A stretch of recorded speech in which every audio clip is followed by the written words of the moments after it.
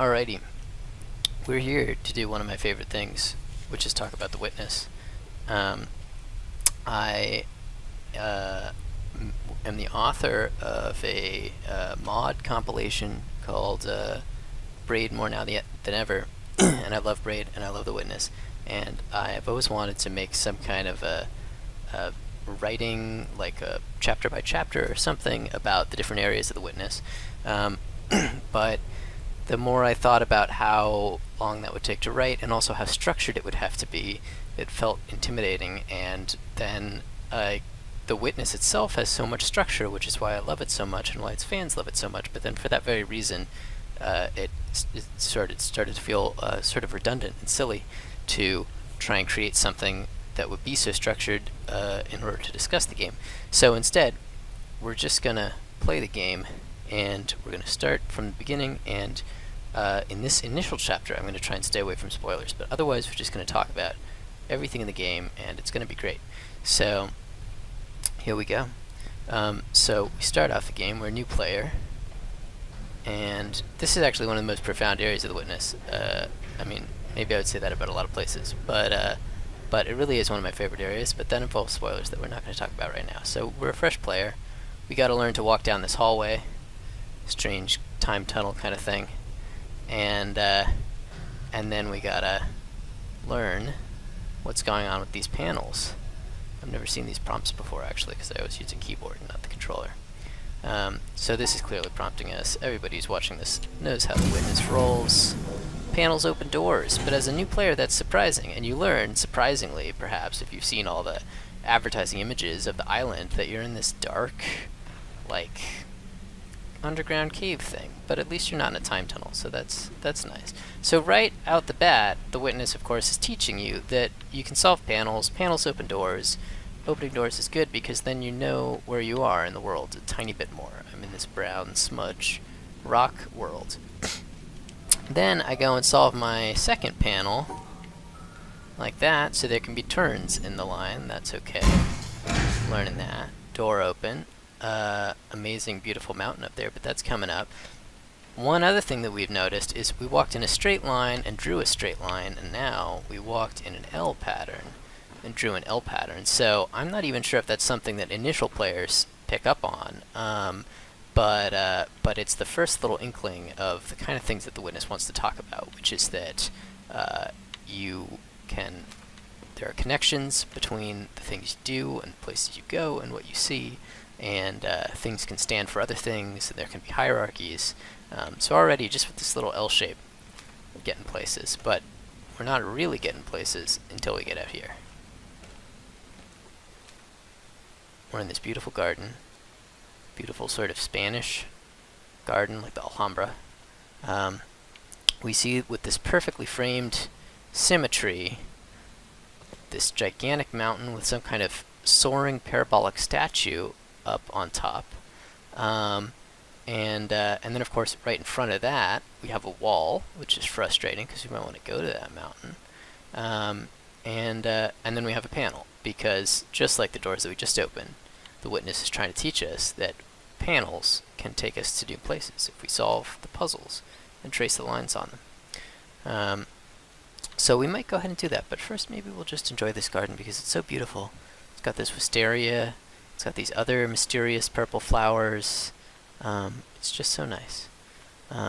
This also brings up a bit of an architectural mystery, which is first I was in a strange time tunnel, and then I'm in a basement, and then I come out and I'm in a castle, which is common for video games, but is a pretty unusual setting in real life. But the castle is very obvious, has been retrofitted. This is like poured concrete. Then this is like some kind of classy, like IKEA style wooden thing. This has all been put here new since the castle was built. So who put this here? Why? What's going on? But as a new player, perhaps we would just go ahead and complete the puzzle. This continues. Now this is probably where new players start to wonder, like, what exactly the hell is this game going to be about? I just bought this game, it's only about tracing lines. And unfortunately, they will continue with that confusion, although they'll be learning things with every little panel, like that lines cannot go through themselves. Or that square ends don't count. That's a break. Only a rounded end counts as a completed line. So this starts to seem a little bit nihilistic, which I'm not sure if that's intentional or if it's just necessary to the early tutorial stages of the game. But many a player has been bamboozled by the fact that they're just drawing lines. And then it turns out not only are we drawing lines in these panels, but of course we have to follow them. The panels are going to take us new places, but first we might have to work for it. I'm going to get some slightly more complex panels, another way of teaching us that pretty much the same lesson. I'm not sure this has anything distinct to offer. So in case this isn't clear, with this video, we are going to go through, this is going to be like a let's play of The Witness. We're going to go through and solve all the puzzles that we come across, and we're going to talk about them if they have anything interesting to say, which these early ones, you know, they can be a little repetitive, but later on they get very interesting. Okay, so then we get to this, which is intimidating at first. You can't, the difference here, you can't initially see the way in one stroke. You have to kind of trace through, and because it's easier to look with your eyes than it is to trace with the controller, especially when you're playing with the Xbox controller, then this will teach you, well, sometimes there's almost two kinds of lines you draw, and the first is just your mental pathing out how to get there, and then later on you can follow up the real line. But for now, we've got a bit of an adventure line to follow. Okay, now we're here. What's this? Somebody put a gigantic magic gate in front of us, and we have to solve a panel to get through it. So this is par for the course for our two panel opening doors back here. The intensity of this is rather striking. It could have been another door. It could have been some kind of medieval castle, but no, it's some kind of horrible laser wall that feels like it would disintegrate you if you poked even a finger through it. And that makes it worth taking a moment to think about the symbolism of this broader start to the game. Why start in a castle? It's a beautiful island. You could start anywhere. A castle is convenient because it keeps the player hemmed in at the beginning of the game. They can't escape, so they literally have to solve these puzzles, which will not be true of the rest of the game. It's very freeform. But this first initial area, the game really wants to make sure that you get the basic logic of filling in the panels, following the wires, unlocking the doors, that you understand that that is the process that's going on. The game also, I think, it's very Garden of Eden-ish to me. I mean, this is a lot of the areas of The Witness are beautiful and have beautiful plant life and colorful flowers, but this is like way more than most of the other areas. It's like perfect weather. You just wake up on this island, it's sunny, there's like a perfect amount of clouds in the sky, except that one is a little sad. Very Edenic, which is suitable for a beginning. And it's also suitable for a state of lacking knowledge, because of course Adam and Eve in the garden lacked knowledge, and they were cast out of Eden when they obtained knowledge, but in our case we're trying to kind of break out. But in either case, knowledge is the key to getting out of the garden. I've also talked to people who have a complementary theory that it's sort of like a cycle of life symbology, that this tube is like a birth canal or something. I don't know, this doesn't look very birth canal-ish to me, but I can't fight the logic that, and I think in some other important ways, this starting area does symbolize the sort of beginning of life, in a way, the kind of coming into existence in a way that's bigger than just starting the game. So we're in this castle. There's a few other things around. Well, we'll get to them eventually, because we've got to trace some more lines. So previously the line was linear, but here it gives us an explicit choice. We have two things that we could follow. Maybe we'll go this one first.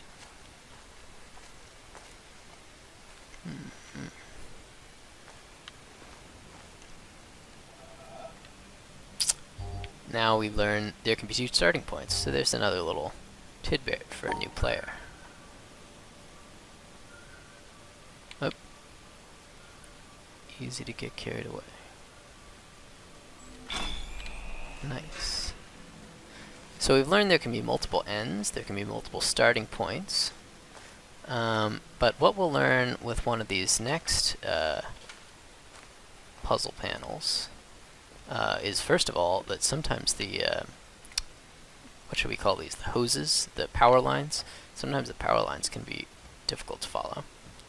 It's just another, I mean, this seems trivial for a player that's used to The Witness, but also used to video games in general, but I've seen people who are new to games try and do this, and just the camera control in order to navigate around these doors and keep all this 3D stuff in mind is quite challenging. So for players who are new to video games, this kind of stuff is a real mechanic to equal anything else in the game.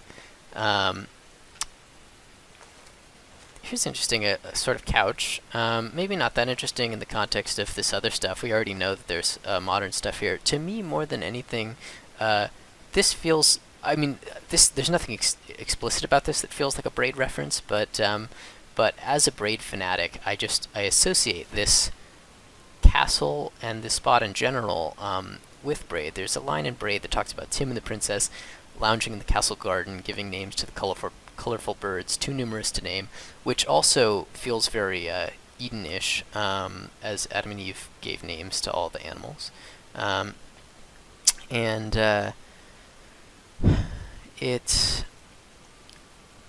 So Braid references the castle as the idyllic starting point, and it also ends at a castle when Tim has built his own castle out of all of the different stones, which are like the puzzle moments, each little moment of realization, and how those puzzles chain together. So we'll probably talk more about Braid later on, but the central conflict of Braid is that Tim is this sort of scientist, explorer, thought experiment person, and he's consumed by this desire for a central, final, ultimate, illuminating truth, and the metaphor for that is the princess, who he's chasing after in classic Mario style. But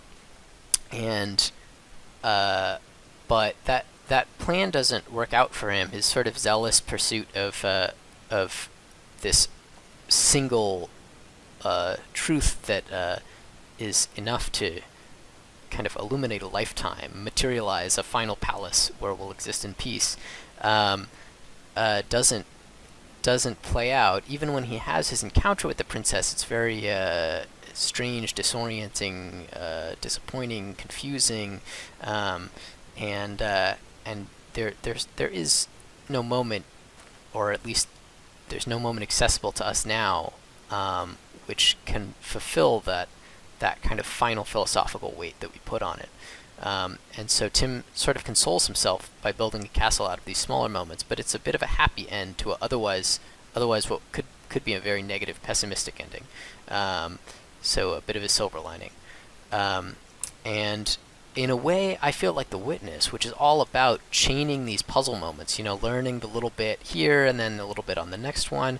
It's all about building those moments together and finding how can we take the single moment of discovery that is represented by a puzzle and create a longer, paragraphs and pages where each puzzle is like just a little sentence. And how do we chain together those moments? So this feels like, in a way, the castle as the starting point feels like it represents taking up from where Braid left off and continuing that story and that exploration. So speaking of little tidbits, we can follow. Yeah, so we can follow this in here. And we see that this panel unusually has two wires coming out of it. It's already powered. And the most obvious solution is we can realize that we have to go around this way. And we first encounter this top end. So we saw earlier there can be two starts. We saw there can be like false ends and breaks, of which this puzzle has many. Here we can see that there can be two ends, and that can have consequences beyond the world. It's not just about solving the puzzles, versus the two starts. I don't think anywhere in the game there's a place where the two starts have different consequences on the world, but ending in a different place can be important, because they can light up different power lines. So this is no use to us at all right now. We're going to have to go the other way and continue, do the infinitesimally harder thing. And now we should be sprung out of the garden.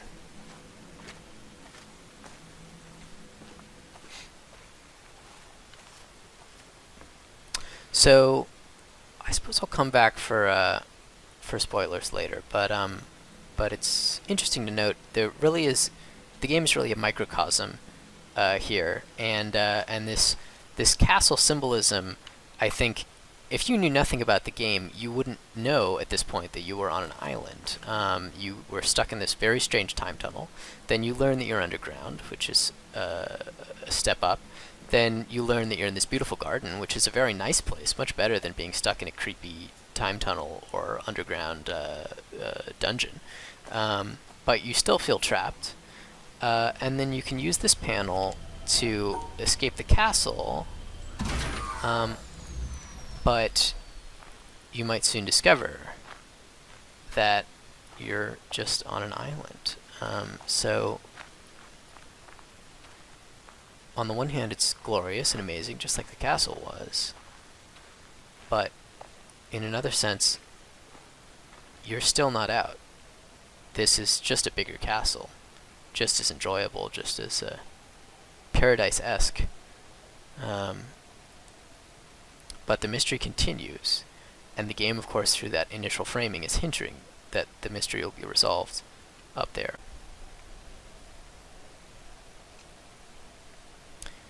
Alright, so we're out in the world now, and there are a lot of paths open to us. One of the most obvious is this one right here. But for a new player, this is hopelessly complicated. They will try a few times. They'll definitely fail, because there's almost no way to figure this out without the knowledge that will come from panels in the future. But this serves as an early reminder to all those, or early piece of information for all those players who might have been weirded out by it. Like, is this game really just going to be drawing lines everywhere? You'll notice that the all your lines will fail. The ends will not open. The lines won't complete. The doors won't open. You'll be trapped. Gives a, I imagined it would be more disapproving than this. Sometimes the panels really have a nasty zap, but this is just a quiet thump. So a good, it's an interesting choice here in a way. Maybe it's just catering to the kind of completionists. Maybe the game is expecting most people to go on their way. But it's an interesting choice to first, after that gentle introduction to the castle, as soon as you're out in the world, say, hey, there's going to be stuff that you have no idea how to understand.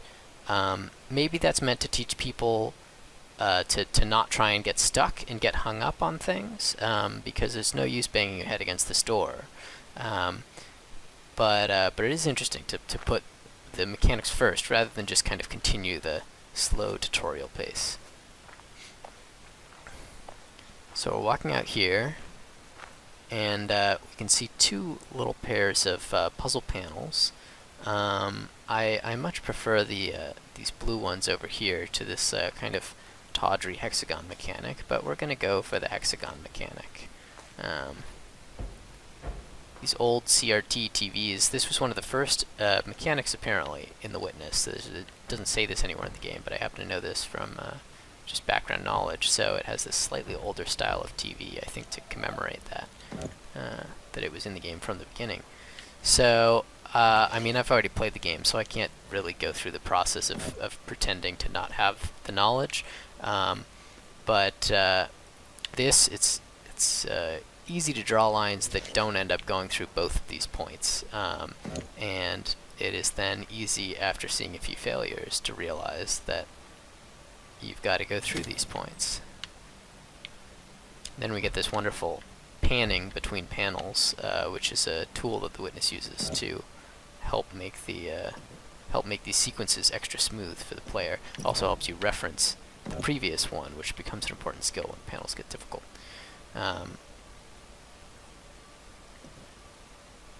Draw a line through all these.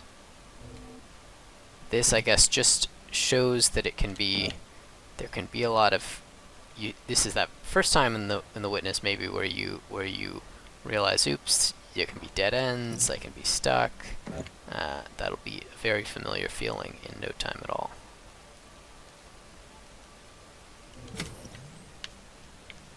And then we see another panel that is so similar, it's hard to even tell apart for a new player. This line here has been taken out. I think that's the only difference, and then I'm sure that the placement of the points, actually the placement of the points is probably not even different, but this central line is missing, and that makes this puzzle significantly harder. You have to avoid getting these two, which are such a natural pair to get together, in order to get up here. So this reinforces a message that we'll see again on the blue panel, which is that sometimes very small changes can lead to large changes in the line required. And here we see the recurrence of the two starts, but we've got to learn which start works best. I think it's going to be this one. Here we go.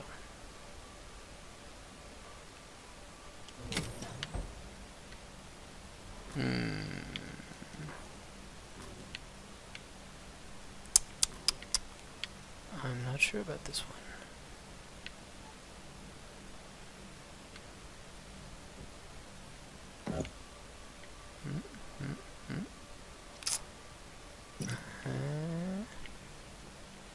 What are we gonna do here? Here we go. Long way around. There we go. So this is also the first time, both this and the blue one, are the first time that we've seen a sequence lined up like this. Of course, in the castle, they were connected by those long strings. So this introduces not just the idea of the hexagons, but the idea of the elaborating puzzle sequence, which is absolutely crucial to the witness and what it's trying to do. It's also notable for being in a hexagon-shaped building. You'll see, if you can see through the floorboards there, the floor is sloping down in a hexagon-shaped way, and this secondary floor has been put up just to kind of cover it and make it safe to walk on. So that's one of the two tutorials that the witness gives us about its sort of puzzle syntax. And here, players might start, they might feel a little bit assuaged. They might feel, okay, I feel safe now that the game isn't going to be just literally about drawing lines for no reason forever, which would be alarming.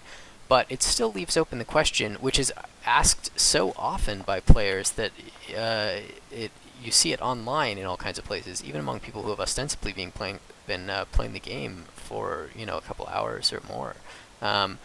Of, well, why is this game about panels taking place in this beautiful 3D world with all of this glorious art? It seems to have nothing to do with the panels, but actually it has everything to do with the panels, and the distinction between what's happening on the panels and what's happening in the world becomes very important.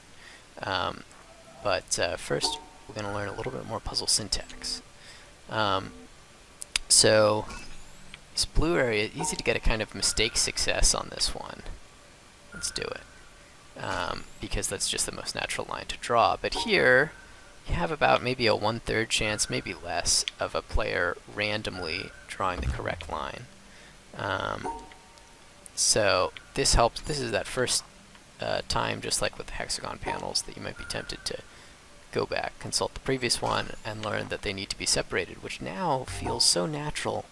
But at the time, I mean, new players, it's difficult to figure this out. You have to use a sort of scientific method of forming the hypothesis. Maybe they have to be even numbers, maybe they have to be divided. It really does take some people quite a while to figure out how to separate these correctly. And then, of course, it takes a while to figure out how to draw the line, which sometimes is easy, but other times, like here, we just move the ending from here to there, but my that same technique is not going to work for me because I can't get out past where I already drew. So we're going to go around like this, separating the blocks.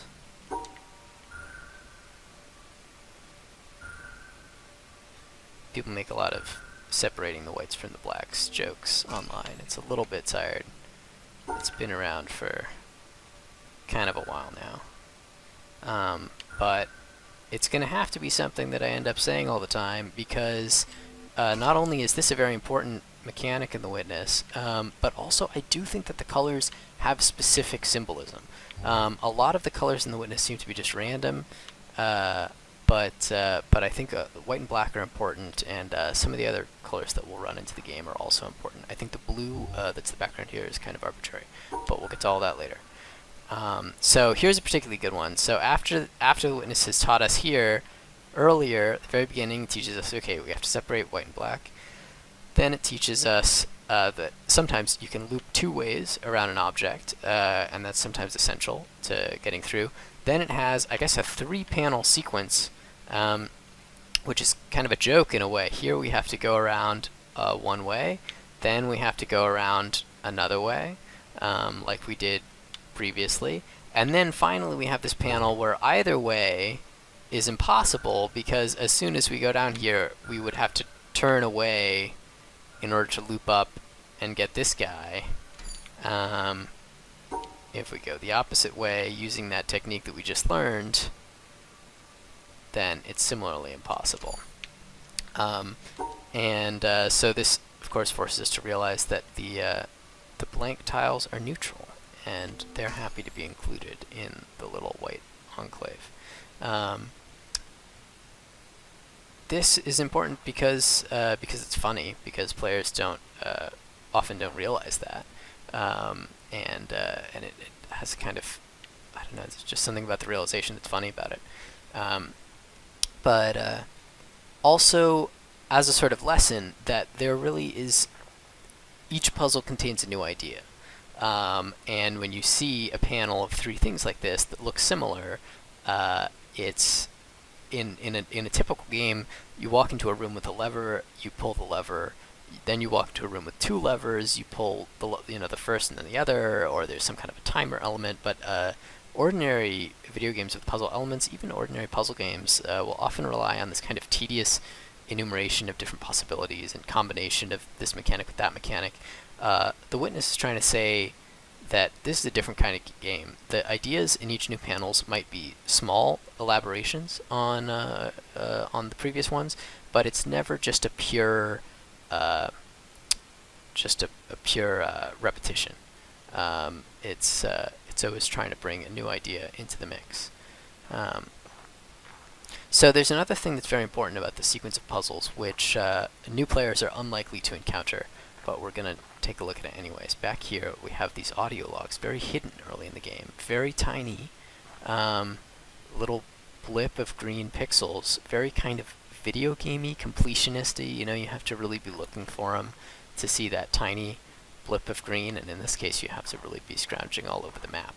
I think the lack of the de-emphasis on audio logs is a strong indicator of the fact that the Witness doesn't want us to take these audio logs too seriously, or to think of them as being too large a part of the story. But I frequently like them, and I think that this one in particular is a real gem, so we're going to give it a listen. The physicist Wolfgang Pauli once spoke of 2 limiting conceptions, both of which have been extraordinarily fruitful in the history of human thought, although no genuine reality corresponds to them. At one extreme is the idea of an objective world, pursuing its regular course in space and time independently of any kind of observing subject. This has been the guiding image of modern science. At the other extreme is the idea of a subject, mystically experiencing the unity of the world and no longer confronted by an object or by any objective world. This has been the guiding image of Asian mysticism. Our thinking moves somewhere in the middle, between these 2 limiting conceptions.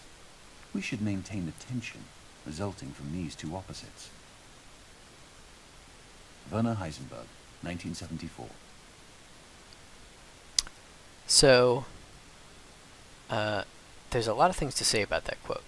First of all, I think it's one of the first audio logs you can realistically encounter there are a number back in the castle, but they require a sort of a silly completionist mindset that new players are or I suppose new players aren't likely to encounter this either, hidden as it is, but I don't know, being placed here at this first tutorial series of puzzles, I guess, gives me the feeling that it's a very strong audio log. It's not really just off in a corner, even though it is hidden in such an inconspicuous place. And the idea that it talks about of this divide between two ways of seeing the world, the third-person scientific objective world and the first-person subjective internal experience of consciousness, is, I think, a fundamental theme, maybe the fundamental theme of The Witness, exploring what it means that we have these two different perspectives on truth, and which don't seem to interact, seem in many ways incompatible, and what we can learn from them, and how we can move towards a more complete picture of the world and experience of the world that's not riven by this seemingly impenetrable divide between that third-person scientific knowledge and first-person subjective experience. And it's no coincidence, of course, that it's placed here next to these panels, which are teaching you, just like this is one of the most fundamental themes of the game being mentioned in the audio log, teaching you one of the most fundamental mechanics of the game, which is separating these dark tiles from these light tiles, and they can never touch, but just like Heisenberg, or I guess Heisenberg is quoting Pauli, is saying we should maintain a tension between these two opposites. They're both crucial, very yin and yang, and this theme of duality, of symmetry, of complementarity, as they would say in quantum physics, will come out throughout the game and in many different forms. But I think here it's most clear. So it's a statement about duality and about that consciousness, that the internal versus external perspective, subject for subject perspective. It's also a statement about the game and what the game is doing, just by virtue of placing this here, putting a themed audio log that so clearly connects to the theme of the panels. It's saying, hey, this is a game where there are going to be puzzles, and these game mechanics, which seem so abstract, like a Monopoly game, or some kind of I don't know, Uno or something. These super abstract mathematical shapes and rules are actually symbolic of something. The game is saying that it's drawing a connection between what's going on in the panels and what's going on in the logs, which can sometimes be simple and can sometimes be very complex.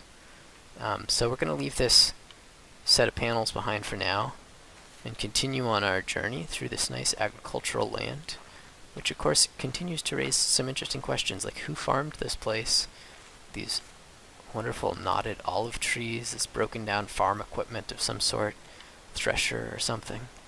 There's a wonderful apple orchard. Now, it's interesting to note these two sequences of panels are right there. They're immediate. They're obvious tutorials. But then after that, we can go in any direction. We can go to that building over there. We can go and explore the other half of the island, or we could go back with our newfound knowledge. We might choose to go back and investigate that theater, because now we've learned the hexagons, the separating the tiles, and we could go break into that huge high difficulty endgame vault over there, which I'm not sure. Should we do that now? I'm not sure. I want to have a second episode about the introduction area, but about the sort of spoilery things that we might encounter later on. But this doesn't strike me as excessively spoilery. It's or excessively late gamey or completionisty. this seems like the kind of thing that the game is trying to teach the player. So there is an intent for people to come back here, and now they're so happy. This thing that previously seemed absolutely impossible to them now seems doable, although we'll see just how doable it will be for me. I'm pretty sure we have to start here. These others all present little proofs in a way. It's so complicated overall.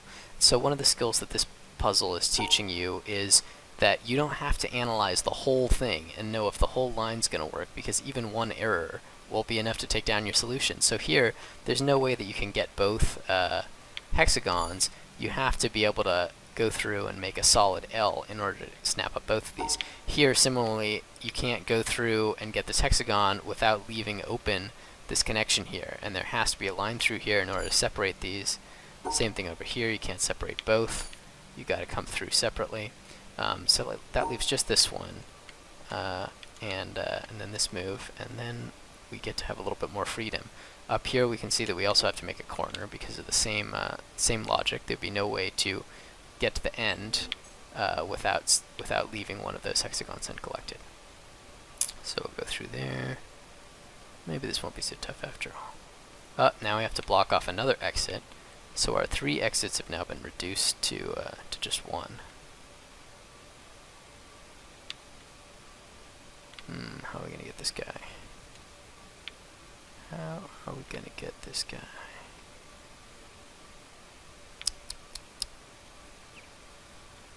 Oh, and that's not good either. Wait a second. Gotta get this black tile out of the way. Here we go. An island of white in an ocean of black rather than the other way around. Heavy vault door, showing what a badass gamer you are. You can see your shadow. It's interesting. You go into this vault. Very kind of ominous music, and yet again we see this mishmash of architecture. The vault itself is clearly ancient, this kind of stacking stone thing, but the door is some kind of modern archaeology project. This it's lit, of course, and this little ventilation blinds is very, very interesting. We see this funny little illusion, like a tree with the cloud framed like a little picture. That might just strike us as a kind of silly joke if players even notice that at all, but that also is hinting at a kind of future playful aspect of the witness that's going to show up again. So we get to this very serious looking box. What kind of magical secrets is it going to contain? This, new players have got to be thinking, is going to be finally the reward for their efforts. Previously they were opening doors to get out of things and get out into the world, but they're already out on the island, so aside from getting up to the mountain, it's unclear what further door openings are going to do for you. But this is saying, well, actually the door openings can take you back inside. The panels can take you back in to these secret hidden places and this secret hard to get forbidden knowledge. Interestingly, when we open this super hardcore seeming box, it opens like a little flower.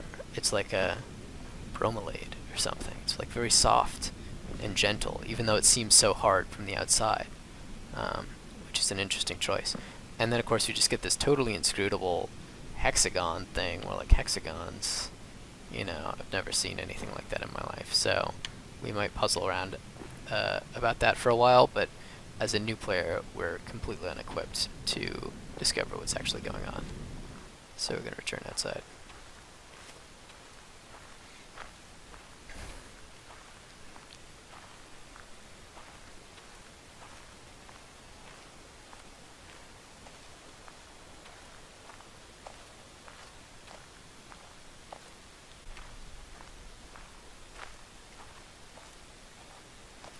So, I'm sorry if this feels tedious or keeps interrupting, but But just to summarize what we've done so far, we've gotten out of the castle.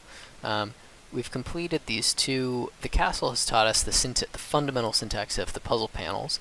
Then we got out of the castle. We encountered these two tutorial sequences. We learned the idea of sequences in the Witness. And we learned this quite complex syntactical games that come up when you start having to fill in the puzzles and obeying rules about separating tiles, collecting hexagons, or the two in combination, making these very complex proofs about which starting points are and aren't valid, and how to sort of combine little local pieces of knowledge into a big global solution. But all of this is putting us in one direction, and these trees, which are, like I mentioned earlier, quite separate. They give the feeling of being more optional than the other stuff. You're not automatically funneled. Look, the game is positively begging you to go over and investigate that crazy monolith, that weird island, that like strange building over there. There's so many things I could do instead of these trees, although the trees, of course, do call attention to themselves. So these trees, I would argue, are an extension of the tutorial, and in that they're not a specific area of the game, like we'll see later, but they're more optional than the other areas of the tutorial, and that I think is interesting. We encounter this. Again, I'm not going to pretend not to know the solution, but it requires some outside-the-box thinking, which is realizing that the image on the panel corresponds to the tree in front of you, and that the solution corresponds to tracing the path to the apple hanging off the tree. In case anybody was wondering if the castle really represented the Garden of Eden, here it is, an apple symbolizing knowledge. An apple, I suppose, symbolizes knowledge in multiple contexts. In a scientific context, it's also an apple that fell on Newton's head that famously prompted his theory of gravity, of universal gravitation. So you've got this apple puzzle, very different from the puzzle sequences that we just solved. It has to do with something out in the world. It's not. There's no way that you could solve this just staring at the panel, except of course through brute force.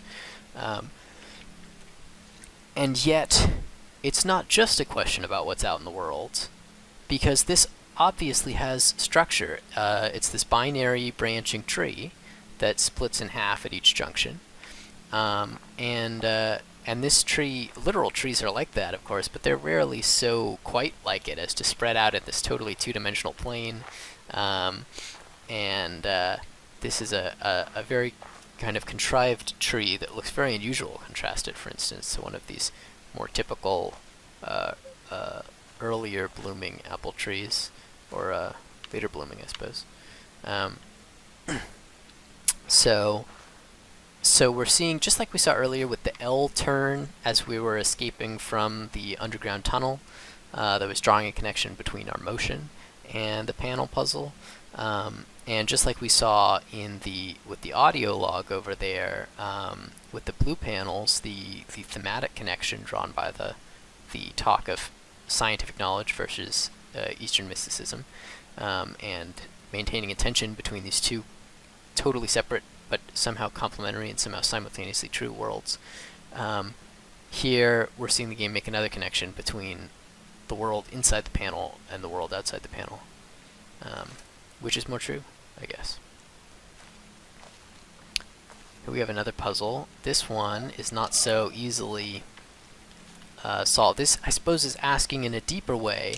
Here, the camera sort of auto-locks in a way that perfectly frames the path up the tree right there for easy reference, which I guess from the perspective of the literal player sitting in front of their television, right? I'm watching a television on my television. I'm looking at a frame inside of a frame, and so this, in terms of the in-game panel, I don't have everything I need to solve the puzzle, but in terms of the literal flat panel TV screen that I'm staring at right now, I do have everything that I need to solve the puzzle. Versus over here, the apple tree is turned unhelpfully to the side, and worse yet, entirely or mostly blocked by the puzzle panel. So I've got to go out, really investigate the world, and I can't rely, in a double sense, can't rely on having all the information that I need on screen. So that reinforces this idea that these puzzles are trying to teach us. So let's see, we're going to go up this main branch. Okay.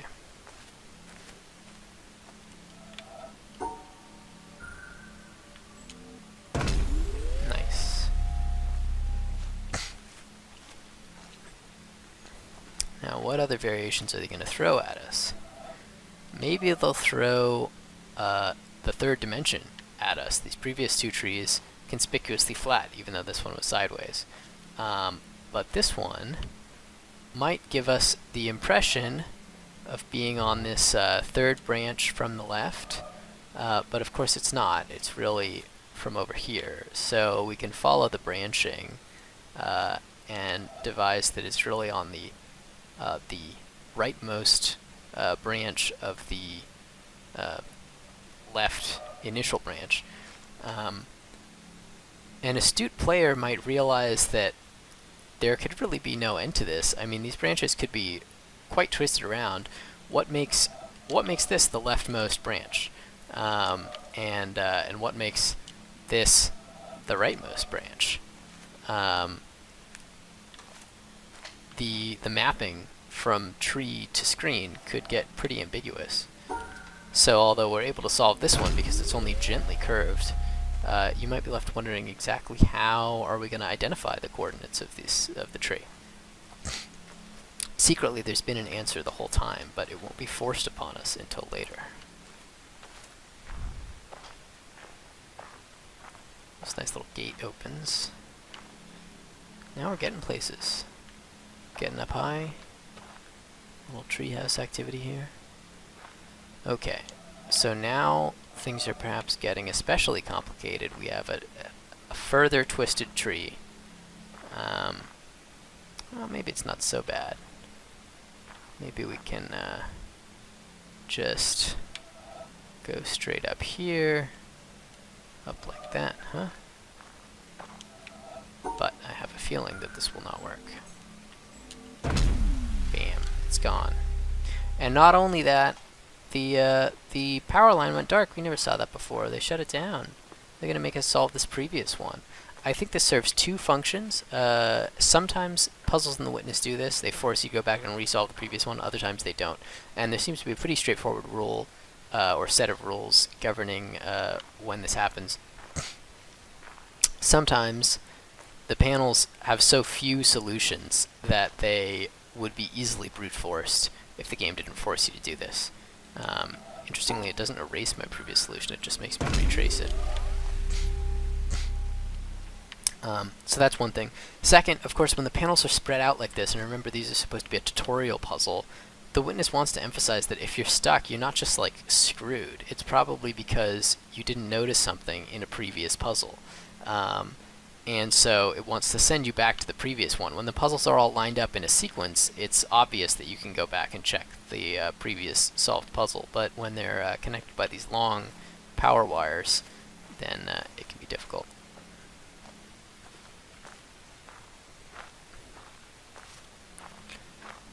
So here is where we learn the crucial, just when we might be despairing that the coordinate system is so messed up we'll never know how to do it, we can realize that one branch is broken off.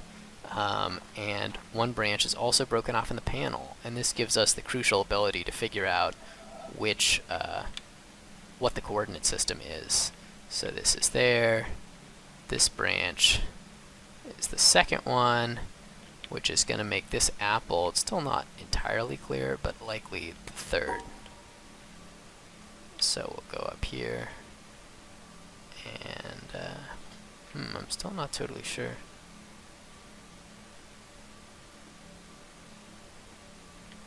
I think this. Yeah.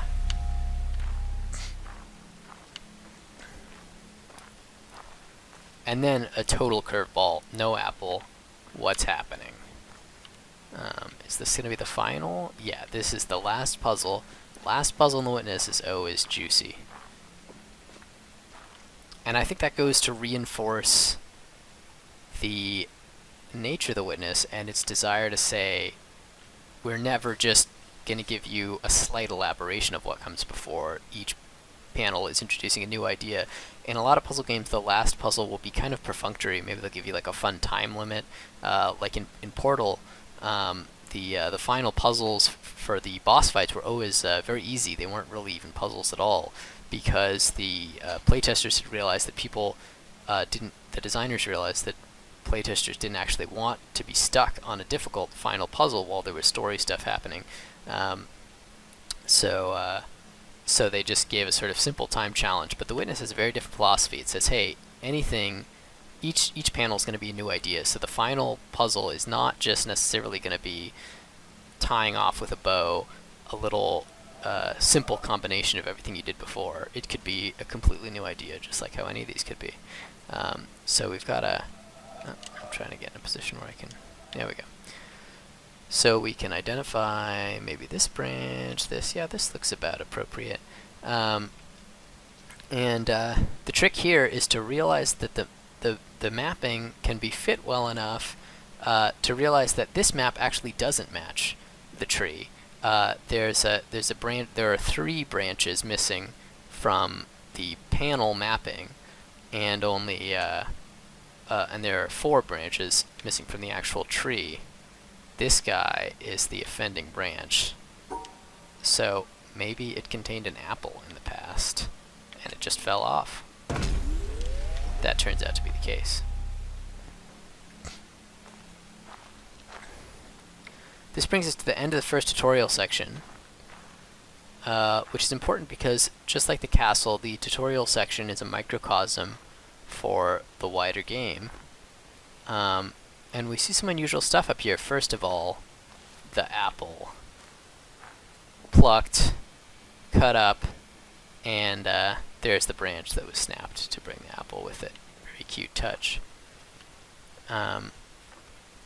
We also see some little bonsai trees, which is cute because, of course, we've been sort of learning about the branching taxonomy of these tree structures, and here we see all these bonsais where one might pay careful attention to that branching structure.